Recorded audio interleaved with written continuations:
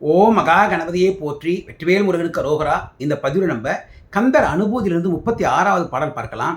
மிக மிக சிறப்பு வாய்ந்த பாடல். ஏன் இந்த பாடல் மூலமாக உலகத்திற்கே தந்தையாகிய சிவபெருமான் முருகனுக்கும் தந்தை, அவருடைய தந்தைக்கே முருகன் உபதேசம் செய்தார், எல்லோருக்கும் தெரியும். அந்த உபதேசத்தின் ரகசியம் என்ன?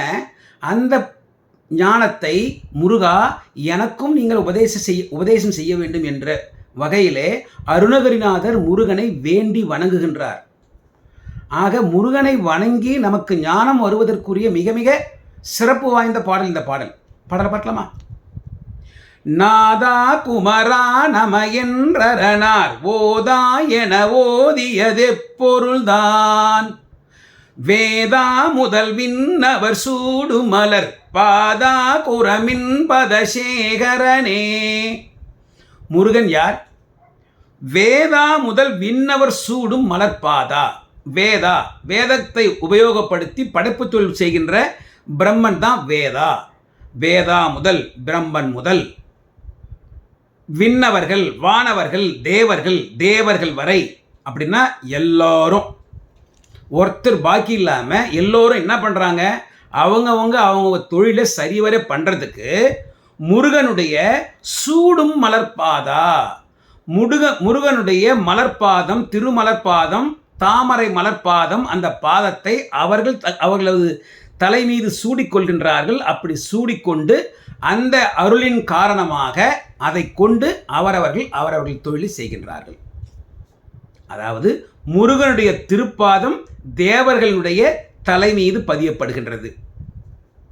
ஆனால் முருகனோ என்ன செய்கிறார் பாருங்க, தனது பக்தையாகிய வள்ளியம்மையின் பாதத்தை அவர் சூடிக்கொள்கின்றார். அப்படின்னா வள்ளியம்மனுடைய பாதத்துக்கு எவ்வளவு பெருமை, அதுதான் அடுத்தது. குரமின் பதசேகரனே. குறவர் குலத்தில் வந்தவள் வள்ளியம்மை.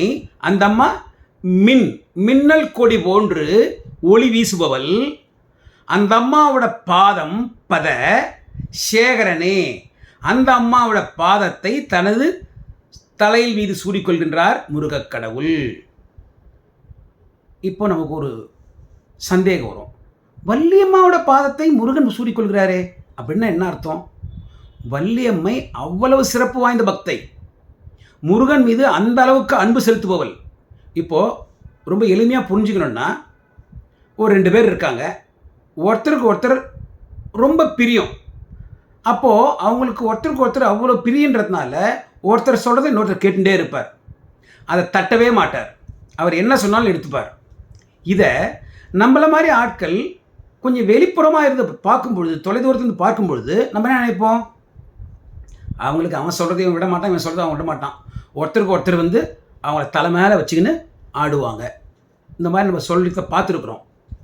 அதே போல தான் வள்ளியம்மை முருகனுடைய மிக மிக சிறப்பு வாய்ந்த பக்தை, முருகன் மீது அவ்வளவு அன்பு செலுத்துபவள். ஆகவே முருகன் என்ன பண்ணுறாரு? அவருக்கு பிடிச்சவள் வள்ளியம்மையோட பாதத்தை தலையை வச்சுக்கிறார். அந்த பக்தை அன்பில் சிறந்தவள் அந்த அம்மையுடைய பாதத்திற்கு அவ்வளவு சிறப்பு. ஆகவே அதை அவர் சூடிக்கொள்கின்றார். முருகனுடைய பாதத்தை தேவர்கள் சூடிக்கொள்கிறார்கள். இதை இன்னும் நல்லா புரிஞ்சுக்கணும்னா, நம்ம அபிராமி அந்தாதியில் அபிராமி பட்டரே சொல்லியிருக்கார், சிவபெருமானும் அம்பாளுடைய பாதத்தை அவருடைய தலை மீது சூடிக்கொள்கின்றார் என்றதுக்கு. அந்த பாடலை மட்டும் சுட்டி காட்டுறேங்க. அபிராமி அந்தாதியில் 11வது பாடல் ஒரு 2 வரி படிக்கிறேன். மறை 4னுக்கும் தான் அந்தமான சரணார விந்தம் தவள நிற காணதம் ஆடரங்கம் எம்பிரான் முடி கண்ணியதே. சிவபெருமானுடைய திருமுடி மீது அம்பாளுடைய சரணம், திருப்பாதம் பதியப்படுகின்றது. இன்னும் ஒரு பாடலில் அபிராமி அந்தாதிலே 60வது பாடலில் அது 2 வரி படிக்கிறேன். பாலினும் சொல் இனியாய் பனி மலர் பாதம் வைக்க மாலினும் தேவர் வணங்க நின்றோன் கொன்றைவார் சடையின் மேலினும். தேவர்கள் எல்லாம் வணங்கி நிற்கின்ற கொன்றை மலை தனது ஜடாமுடியில் சூடிக்கொண்டிருக்கின்ற அந்த சிவபெருமானின் மீது, சிவபெருமானுடைய தலை மீது அம்பாளுடைய பாதம் பதியப்படுகின்றது. ஆக சிவபெருமான் தனது தலை மீது அம்பாளுடைய பாதத்தை வச்சுக்கிறார். முருகன் தன் தலை மீது வள்ளியம்மாள் பாதத்தை வச்சுக்கிறார். அப்போ நம்ம இதை கொஞ்சம் பொருத்தி பார்த்தோம்னா நமக்கு ஒரு விஷயம் புரியும். முருகனும் சிவபெருமானும் வெவ்வேறு ஆட்களே இல்லை, எல்லாம் ஒருத்தர் தான். அந்த முருகனிடத்தில் இப்போ கேட்குறார் நம்ம அருணகிரிநாதர். என்ன சொல்கிறார் பாருங்க. நாதா குமரா நம என்று அரணார் ஓதா என. அரணார் சிவபெருமான் அன்று ஒரு நாள் என்ன கேட்டார்? ஓதாய் முருகா எனக்கு உபதேசம் செய் என்று கேட்டார்.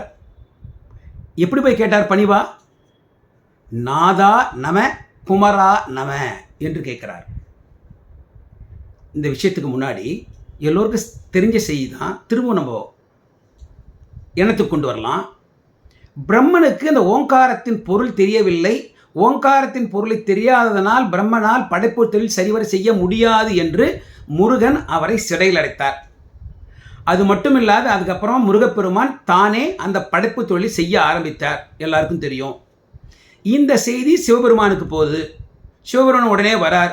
வந்து முருகா அவர் விட்டுருப்பா அப்படின்னு சொல்கிறார்.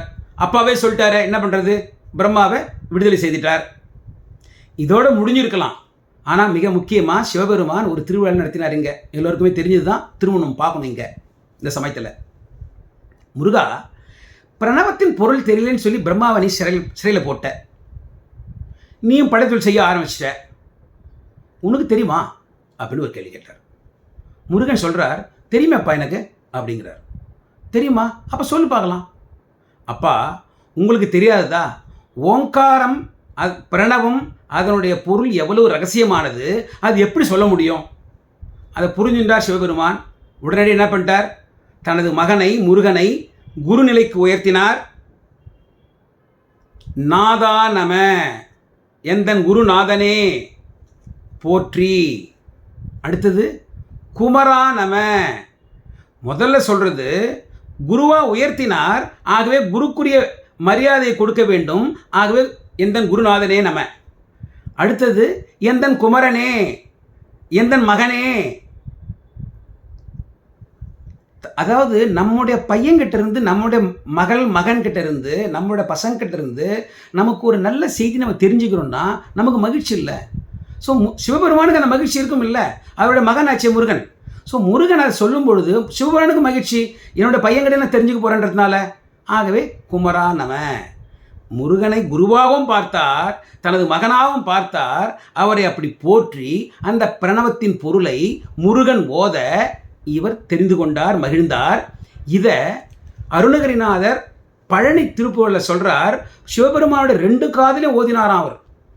சிவனார் மனம் குளிர உபதேச மந்திரம் இரு செவி மீதிலும் பகர்சை குருநாதா. 2 பக்கமும், ஒன்று அம்மாவுக்கு ஒன்று அப்பாவுக்குன்னு 2 பக்கமும் முருகன் சிவபெருமானுடைய 2 காதிலும் முருகன் பிரணவத்தின் பொருளை ஓதினார், உபதேசம் செய்தார். சரி, அப்போது நமக்கு ஒரு சந்தேகம் வரும். அப்போ சிவபெருமானுக்கு என்ன ஓங்காரம் தெரியாதா? அவனுடைய பொருள் தெரியாதா என்ன அப்படின்னு ஒரு சந்தேகம் வருமா இல்லையோ? அதுக்கு நம்ம திருமந்திரத்தில் ஓங்காரத்தை பற்றி சொல்லும் பொழுது திருமூலர் என்ன சொல்கிறாருன்னா, ஓங்கார சீவ பரசிவ ரூபமே. இந்த ஓங்காரம் என்பதே பரமேஸ்வரன் தான். ஓங்கார வடிவமும் பரமேஸ்வருடைய வடிவமும் ஒன்றே. ஓங்காரமும் பரமேஸ்வரனும் ஒன்றே. சரி, அப்போ அப்படி பரமேஸ்வரனே ஓங்காரமாக இருக்கும்போது அவருக்கு ஒருத்தர் அதை பற்றி சொல்ல வேண்டிய அவசியமே இல்லையே. ஏன்னா அவரே ஓங்காரம், அவரே பிரணவம். முருகன் யார்? அவரும் பிரணவம் தானே. முருகன் மயிலை பிரணவத்தின் வரி வடிவமாகவும் சேவலை பிரணவத்தின் ஒளி வடிவமாகவும் தன்னை அடையாளப்படுத்திக் கொண்டிருக்கின்றார். அப்போ யார் முருகன்? முருகனும் பிரணவம், முருகனும் ஓங்காரம். இப்போ முருகனும் சிவனும் 2 பேருமே ஓங்காரம் தான். அப்படின்னா என்ன அர்த்தம்? முருகனும் சிவனும் ஒன்றே. இதை நம்ம கொஞ்சம் பொருத்தி பார்த்துக்கலாம். ஆக சிவபெருமானே ஓங்காரமாக இருக்கும் பொழுது முருகனிடத்தில் அதோட உபதேசம் தெரிந்து கொள்ள வேண்டிய அவசியம் இல்லை. இருப்பினும் அதை ஏன் கேட்குறார்? நம் போன்ற மனிதர்களுக்கு ஒரு குருவும் சீடனும் எப்படி இருக்க வேண்டும் என்று தெரிந்து கொள்ள வேண்டும். குருவாக இருப்பதற்கு வயது முக்கியமில்லை, ஞானம்தான் முக்கியம் என்று தெரிந்து கொள்ள வேண்டும். இன்னொரு மிக முக்கியமானது, பிரம்மாவுக்கு பிரணவத்தின் பொருள் தெரியலன்னு சொல்லி சிறையில் போட்டார். சிறையில் போட்டது மட்டும் இல்லாமல் இவர் படைப்பத்தொழில் செய்ய ஆரம்பிச்சிட்டார். அப்போ முருகனுக்கு அதனோட பொருள் தெரியுமா அப்படின்னு நம்ம மாதிரி ஆட்கள் ஏதாவது சந்தேகம் வந்துடுச்சுன்னா இப்போ அந்த சந்தேகமும் நிவர்த்தி ஆயிடுச்சு. முருகனுக்கு பிரணவத்தின் பொருள் முழுமையாக தெரியும். ஆகவே அவருடைய தந்தைக்கே அவர் உபதேசம் செய்தார். இப்படி இந்த பாடலில் எவ்வளோ விஷயம் இருக்குது பாருங்கள். அம்பாலாகிய வள்ளியம்மனுடைய திருப்பாதம், வள்ளியம்மை தனது பக்தைக்கினுடைய திருப்பாதத்திற்கு எவ்வளவு பெருமை, எவ்வளவு மதிப்பு, அதை அவள் தனது சிரசின் மீது சூடிக்கொள்கின்றார். அந்த ஒரு முக்கியமான விஷயம் நமக்கு தெரியும். சிவபெருமானும் முருகனும் ஒன்றே என்ற அந்த விஷயம் நமக்கு தெரியும். அவ்வளவு சிறப்பு வாய்ந்த நிலையில் கொடுக்கப்பட்ட இந்த பாடல் மூலமாக அருணகிரிநாதர் கேட்கிறார், முருகா, ஓதா என ஓதியது எப்பொருள்தான்? அந்த அப்பாவுக்கு சிவபெருமானுக்கு நீங்கள் ஒரு பொருள், ரகசிய பொருள் சொன்னீங்களே, அது என்னது அந்த ரகசிய பொருள்? அந்த பிரணவத்தின் பொருளை, ஓங்காரத்தின் பொருளை எனக்கும் சொல்ல வேண்டும் ஐயா, எனக்கு நீங்கள் சொல்லுங்க அப்படின்ற நிலையிலே இந்த பாடலை நம்ம அருணகிரிநாதர் அமைத்திருக்கிறார். எவ்வளவு சிறப்பு வாய்ந்த பாடல் பாருங்கள்.